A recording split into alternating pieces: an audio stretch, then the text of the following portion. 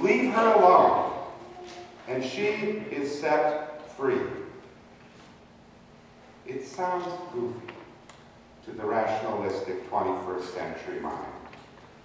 But Shelley and I were watching a show called Re-Inked or something like that. It's a show where people go in and they have these tattoos that they put on their body, which they just can't live with, and in some cases were very ridiculous, and they wondered why in the world they did it in the first place. And this guy came in with a tattoo of a demon on his chest. And he said, it's not who I am now. I don't know what I was thinking, but I want it gone somehow. And the woman looked at him, and she studied the tattoo, and she said, I have an idea. We'll put a tattoo of an eagle. We'll erase it with an eagle. And the process began. And this man began to sweat. And he began to get nauseous. And he turned every shade of colors, and pretty soon he had to run to the restroom, and we aren't even going to get into that part of it. I looked at Shelley and said, sometimes getting rid of the demon is a very hard thing. And he came back, it was all said and done. They had this lovely eagle on his chest. You can make of it what you will, but this much is true in life. When a person confronts the real powers of evil in this world, things will get messy. When Paul healed this woman who was following them all over and making it difficult for them to minister, he angered the demons, this time the demons of greed and slavery. There were a bunch of rich guys who simply had ownership of this woman. Now that's kind of strange to the 21st century mind as well. And they would charge others, because they had convinced others that she knew the future, they would charge others to hear her tell about their futures. And they were wealthy, and they had lawyers, and the next thing you knew, Paul and Silas were being beaten and imprisoned for healing a woman who was trapped in a really bad situation. And we start to have a model of what the church is supposed to be. We are called to be the people who set others free. We are called to be able to do, as Paul really did, to discern the child of God in another human being and to help them be free. Even those times when they might not be behaving like a child of God. Today, we will be commissioning Paula Horner as a Stephen leader. That means we have this chance to remember a type of ministry which looks at other people and seeks to see the child of God in them. Perhaps sometimes another person when they're feeling a bit lost or far from God. People whose lives often can be described as anything but easy at the moment. Doesn't mean they're possessed by a demon, but it can mean that Paula will be working with people who may feel a little sick to the stomach, a little anxious about life, unsure of even how to ask for help or how to pray. Paula and Angie are two of the Stephen ministers in the congregation. Both of them had taken a 50-week course to become Stephen ministers, and then they worked continually each couple of weeks with a group of Stephen ministers for mutual support, and then Paula went to a week-long intensive training to become a Stephen teacher, to teach the art of caring that she has been honing. And it is an art, because Paula will be with people whose human situations can't be fixed, at least by human hands. She will provide care and nurture and prayer. And God will have to take care of the rest. And that is a difficult thing, to let God take care of the rest sometimes. Well, Paul and Silas end up being beaten and imprisoned for helping another human being, for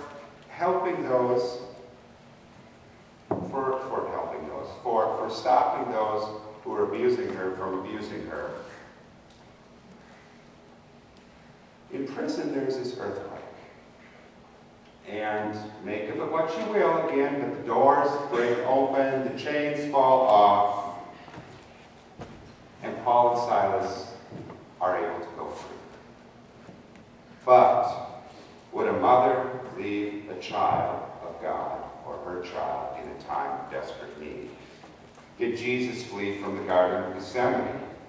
Did Paula say no when she first heard of Stephen's ministry? It'll take about 50 weeks of training. If there's care in the heart, the response is yes. The response isn't no. And so as Paul and Silas sat in that jail cell, even though they were wrongly accused, sat in the jail cell knowing the jailer would be in deep trouble if it was found out that they escaped. In fact, the jailer was about to kill himself. He was so deeply distraught. And they called out, "It's okay, we're here. Don't worry. We didn't leave. We know that you would be in trouble if we escaped." And the jailer was so moved by what happened that he took them to his home. And he introduced them to his family. And they talked through the early hours of the morning. They ate breakfast together. And if you remember last week, Paul was called, he had this dream that he was supposed to go to Macedonia to help a man who was in need, who was calling out for his help, who was in desperate straits. Well, they are in Macedonia. And finally, here comes this man in desperate straits. And he hears the story of God's love, and he sees the story of God's love in Paul and Silas.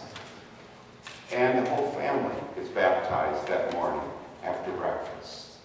Jesus' light shined through Paul and Silas into the darkness of a moment in time in a human being's life. That's what Stephen's ministry is. Allowing a person to go and be with another person and letting God's light shine into the moments of the darkness. And so I invite you to keep Paula in your prayers. Angie, she does her work as well. That they, as they go through this process of being with other people, can be the light in the darkness through the power of God. That they can have the spiritual strength to stand beside others in the things in life that don't have easy fixes, or at least human fixes. And I invite you to hold one another in prayer. Because the person sitting right beside you today might be going through one of those times. You know, we go back to the person that embezzled $600,000 from the ELCA and that whole piece. I was at a meeting and I threw a little joke out there of sorts, and it turned out another person at that meeting was a very close relative of this person. I thought, oh, geez, I shouldn't have did that joke. He said, I get it. But then we talked at length about how hard it was to be closely related to the situation and closely related to the entire family, the pain that was there and all of that. Right beside you may be a person who is struggling with a deep pain, or who is trying to love another family member or friend and having a very difficult time with it. And so each of us is called to be the light in the darkness to another human being. The light in the darkness when we maybe don't even know the darkness is so needed. But to somehow be the light, the smile, the reassurance, the constant love. So hold Paula in prayer, but hold one another in prayer. Each of us has someone to see the child of God. God be with us this week.